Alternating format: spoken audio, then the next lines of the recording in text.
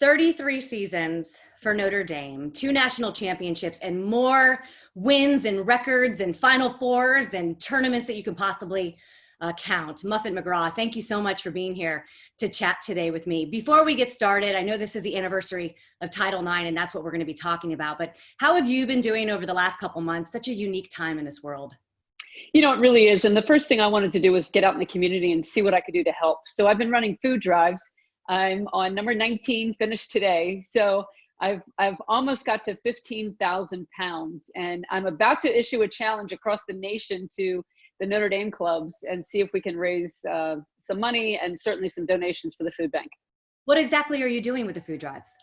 Well, you know, I started out stuffing mailboxes in different neighborhoods, and then I would, try to find some friends who lived in neighborhoods and get them to do the work, have their kids out.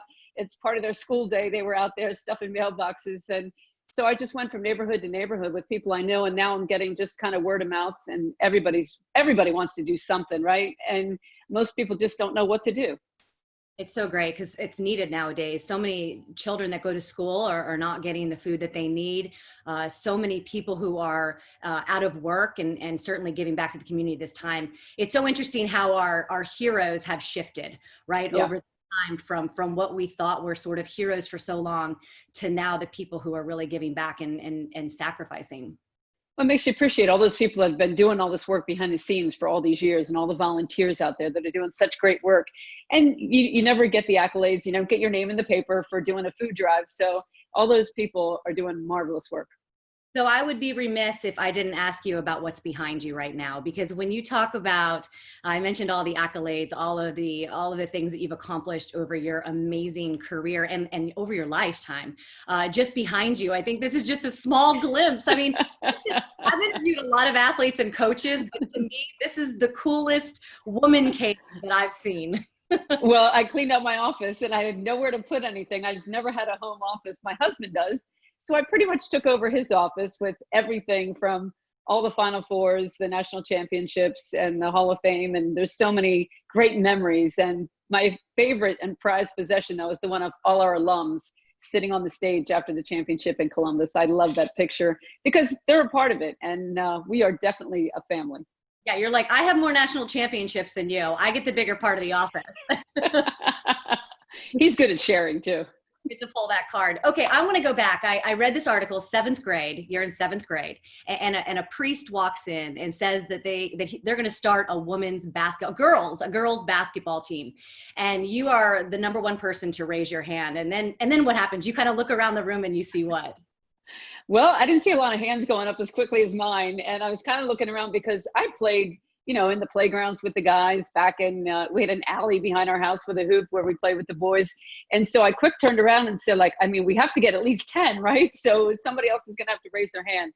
And they did. I think people were kind of excited. It was new, though. You didn't start playing when you were 5 and 6 years old like they do now. There was no AAU. There was nothing. And credit those Catholic priests in the Philadelphia Archdiocese. They were ahead of the curve. So what do you remember about being a young girl, in 7th grade or even in high school, before Title IX was passed, before there were more advanced rights for women in sports? Well, I just remember going out and playing at we played baseball. We never played softball. We played baseball down on the field. We played basketball, and really just thought, why don't we have these opportunities? So when it finally came in 7th grade, I thought, this is great. I was fortunate because a lot of places didn't even start at that age. They waited till high school, and I had to play 6-on-6. So it wasn't anything like the game I was playing. It was, 2 at one end, 2 at the other, and 2 rovers, which was what I was. Got to go back and forth. But my God, playing in skirts. I mean, it was not anything like the game we have now. All right, wait a minute. Playing in skirts? Yeah, they were jumpers. I think about, right? I know. Yeah, we had like bloomers and jumpers and had, a little shirt underneath. It was tragic. I did go to Catholic school, so I think I remember. And probably didn't probably like your gym uniform. Yeah, I did have a gym uniform, but you wore the skirts. I remember that. I wouldn't have even thought that that's what you would have had to play in at one point, because I do think that we would change into kind of gym uniforms to play. Yeah. So that was the first hurdle that everyone had to overcome, right? Like I know. We've had to overcome so many. Yeah. So what do you remember about being in high school when Title IX was sort of proposed and everything was going through, and then when it finally did get passed? What do you remember? Because obviously you were an athlete at that time, and a woman. Well, I think the thing I remember the most is going to the boys' games and seeing all these people, all these fans, and big things in the paper the next day. And people would even get on a bus and go to the away games. And here we are, we have a game. People don't even know we have a game. The only people in the stands are our parents or kids that had to stay late after school that, needed a ride home and were waiting for somebody. We didn't get any attention. And honestly, we didn't really care so much about that because we were just so happy to be playing a game that we loved and having the opportunity to play. We had two choices, basketball and softball. They were the only sports that were offered. And so everybody, the same team pretty much played both sports, but it was exciting. When I went to college, that was the first year it was a varsity sport at St. Joe's in Philly. So, I was definitely a pioneer. What about sort of the facilities for women at that time, like the resources that women athletes had at that time compared to obviously what they have now? Well, we shared everything with the boys, and of course they got first choice. So they would practice when they wanted to. I remember even at St. Joe's when I would sit on the sideline and watch the guys would practice, and then their JV team would practice, and we'd end up coming in. We didn't have practice clothes. Nobody bought us shoes. We had to wash our own laundry and just wait until the boys finished, and then we could get on the court. Not fair. No, it wasn't, but we didn't even know any better back then. So when did you start to find your voice? I think it took a while. Even when I first came to Notre Dame, there were some things that I thought weren't exactly equitable. I thought there was probably some things that we could have done differently with Title IX. We certainly had opportunity, and we certainly gave the girls the chance to play sports. And, it was a little different back then, the way we traveled. The guys would hop on a plane, we'd be hopping on a bus. They'd be going out to dinner, and, we'd be stopping at McDonald's if we had enough money on the way back. So I think, back then I was thinking, when we get good, when we have some success, that's when I'm going to make a statement. And that was so wrong to wait, because we deserved that opportunity. Whether we had a winning team or not, we needed to be treated better. And it took me a long time to realize that if I'm not fighting, what is my team thinking? I'm the role model. They're looking at me as the leader. And if I'm not out there saying women need to have this and that, then I'm not doing my job. Wasn't it also about timing though, like picking the right time to start to use your voice? Yeah, I think it's a little bit like parenting. You choose your battles. There's some things you just think like, I don't need to fight this battle right now. You can't really look at every single thing. And I think we waited for the bigger things to come about and say like, no, we really need this. Like with our assistant coaches, I need that same staff. We need to be paid somewhat equitably, not the same necessarily, but somewhat equitably. And so looking at things really more for my staff and the support staff, who do we have? Who's our trainer and sports information and conditioning and strength coach? Well, I did read a lot about how you felt women, or how you feel women coaches are treated compared to male coaches. And I think one thing that really stood out to me was you said when women get fired from a role, sometimes they don't necessarily have an opportunity to get rehired. Why do you think that is? I don't know. It's a terrible stigma in the women's game. And you look at the men, even in the NBA or in college, they just go from place to place. Somebody picks them up, they get another head coaching job immediately. It's almost rare that they even have to start back as an assistant coach. In the women's game, it's like you are just blackballed once you lose your job. And there's been some great exceptions. Amanda Butler at Clemson, coach of the year in the ACC. She's done a fabulous job after leaving Florida. So I think there's a couple of women that we can look at, but generally, once you get out, you're pretty much out. I know being a woman in this industry, and I know you work around a lot of female reporters. I know Holly Rowe and Maria Taylor, and there's a lot of women that you spend a lot of time with. And I do feel like you have to get it right. Right? Like we have to get it right. If you mess up just a little bit, that's what they're gonna, a guy can make a mistake and it's just, oh, right. He made a mistake, but women have to get it right. And I almost feel like that does make you better, but it certainly isn't fair in that aspect either. Well, I think we're judged by our entire gender. If you make a mistake, they say, we got to hire a man. She just didn't do a good job. Same in coaching. We tried a woman, it didn't work. And as if we are, the same as every woman out there. When a man fails, he fails all by himself. and they just move on and they say, oh, he wasn't a right fit, let's get somebody else. So it is unfortunate. And for women of color, it's even worse. You know, they've got the double burden of having to lead and say, oh, well, we tried that. Now we're going to go back and we're going to try a man. Yeah, so Title IX obviously has done so much for women in sports, but it's funny, Coach, when I was reading some of the research to get ready to chat with you, I almost thought it was a typo when I saw the amount of women coaches, how they've drastically decreased over the years. It said 90% of coaches in women's college sport in 1972. It was 90%. Now it's about 41.5%. Is this just statistically, is this just a stat, or why do you feel like this has gone the other way for female coaches? Well, I think that the biggest thing was when we finally got to that point of equality, and we were treated very similar to what the men's programs were, the salaries increased. And so when that happened, you saw the men who were having a hard time breaking into the men's game, maybe, you know, it was a longer wait to get to be a head coach on the men's side. They jumped over to the women's side. They could advance much more quickly. And now they're getting compensated for what they're doing. So I think that was one of the biggest things when the salaries changed. We saw a lot more men coming over. Do you feel like it's starting to equalize a little bit? Do you feel like, no, I see you shaking your head. We are so far behind, and it's so it's just so frustrating to see, especially, you know, we don't do the hiring. Generally, I think we have 10% women ADs in the country. Generally, it's a white man who's doing the hiring. And so they're hiring more and more men. I think men network better. They are more aggressive applying for jobs and looking for jobs. They do a better job of selling themselves. It's amazing to me how men take credit for everything that happened on your team. You know, they were the assistant coach, you know, I led them and I recruited this and I got this player. And women, you know, we always talk about we did this, we did that. So we don't come off as confident. I think that's a little bit of the problem. But when you look at who's doing the hiring, you have to look and say, if we had more women ADs, I think we'd have more women coaches. As a head coach, I think it's your job to hire women. If you talk about, some people would like to think that we don't have enough good women out there, and that's just wrong. But if that's the case, then hire more women on your staff and train them to be head coaches. Is that an empowering, like, is that us having more confidence and knowing that we're well equipped to have the same jobs, and we don't have to, I know you said one time, like, we always wait to ask for permission, or we feel like we have to apologize for things. Is that, and I'm assuming that is something that you use every single day on the court with your players and in life, right? Teaching them how to be stronger as women. Absolutely. I think that's my biggest job, is to build confidence in the women that I have.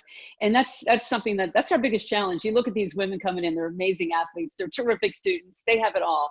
And yet confidence is something that they can struggle with from time to time. They can't all have that swagger that Arike and Skylar brought with them. But that can be contagious. So it's my job to really listen to them and to ask them more questions and to get their input and to say, how'd you like how we're guarding the ball screen? What do you think about this? What would you do over here?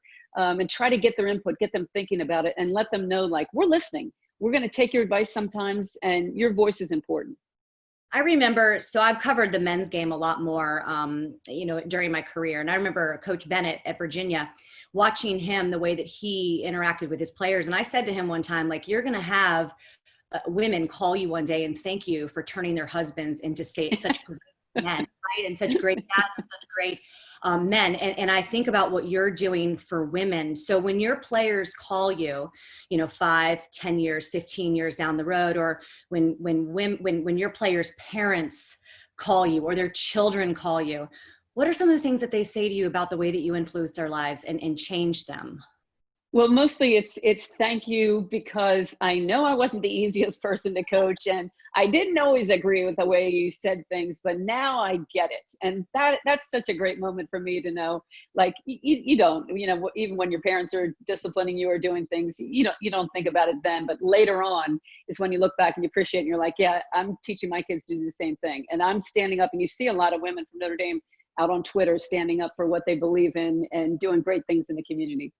So swagger, a little bit of swagger, confidence, knowing that you belong. What are some of the other things that if I were like, if I was a young woman coming into the industry and I wanted to break into the industry, what would you say that I needed to have myself equipped with to make it?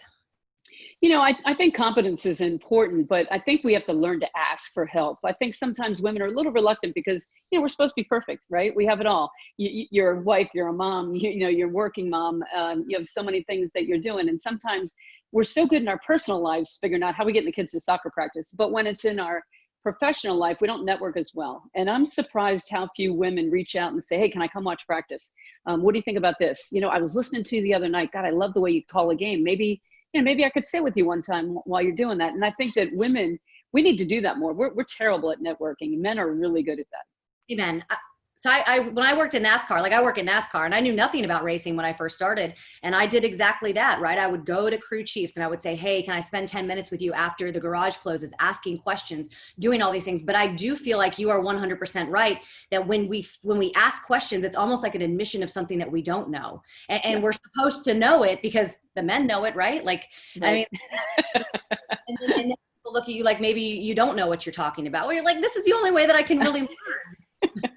But sometimes when the men answer, they don't really know the answer either, but they do tend to oversell themselves a little bit more.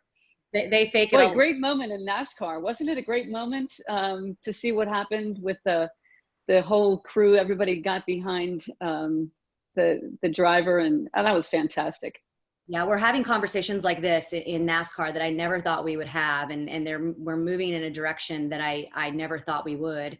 I've been in that garage for 20 years, and yeah, the conversations that we're having now worldwide and in this country about moving forward, whether your color, gender, whatever it may be, is pretty incredible. It's a pretty incredible time to be alive.